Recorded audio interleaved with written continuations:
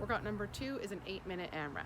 We start off with 20 lunges with a bumper plate at the chest or with arms locked out overhead. Then we go to 10 single arm devil press with a dumbbell. Then we go to 20 sit-ups with a bumper plate hitting the ground above your head and in between your feet. Then we have 10 devil press on the other arm, and finishing off with 20 jumping squats with the bumper plate at the chest. That's one round. It's as many rounds as possible in 8 minutes.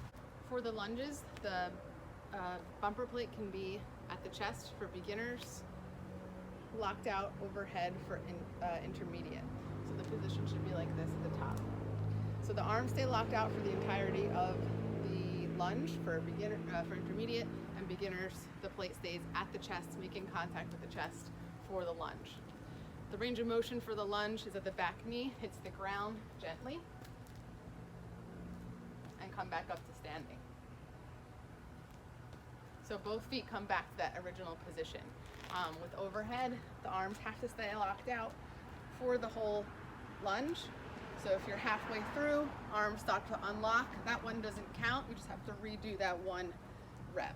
So it's 20 reps total, alternating legs. It ends up being 10 on each leg.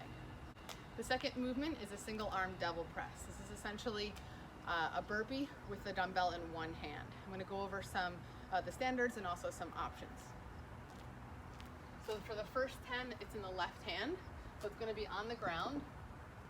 You get down however you want, so jump or step back, you do your burpee, and you swing the bell either in front or next to the body, landing in that same locked out position like you would with any overhead lift.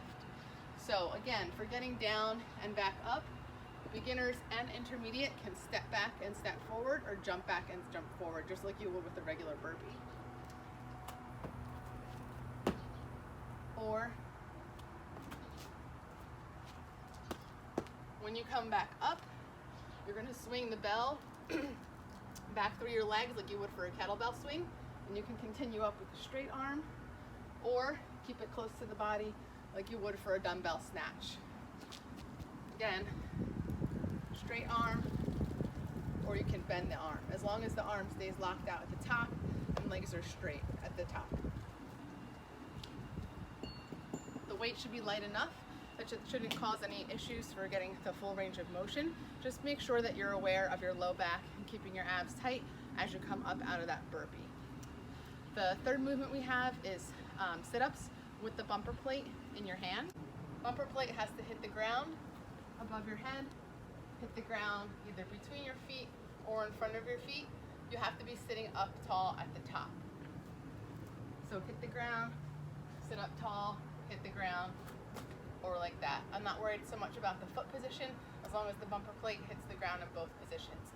Again, the weight is light enough that this shouldn't cause a problem for range of motion.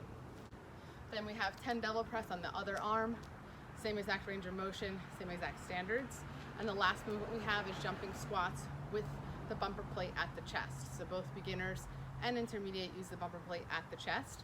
Range of motion is the same as it would be for an air squat in terms of depth. You're looking to get your hips below your knees, just like you would at the bottom of the squat clean or any kind of squat. As you're coming up out of it, you just have to make a tiny jump at the top, just like you would at the top of a burpee. Feet just have to leave the ground a little bit. You don't have to jump at a certain height.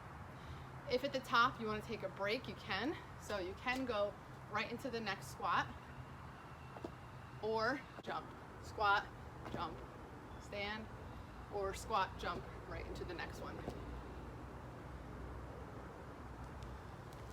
That's one round, and you're doing as many rounds as you can in the 8 minutes. It's a pretty long round. We're looking for, I'd say a goal would be to get through that first round and into the second round. If you're not familiar with devil press, it is really important that you guys practice this movement before you go to competition. It's just a little bit of a different variation on a burpee and a kettlebell swing, but the coordination of it all might be a little bit tricky the first time around. So make sure that you practice all of the workouts prior to Rookie Rumble, but especially that movement in particular.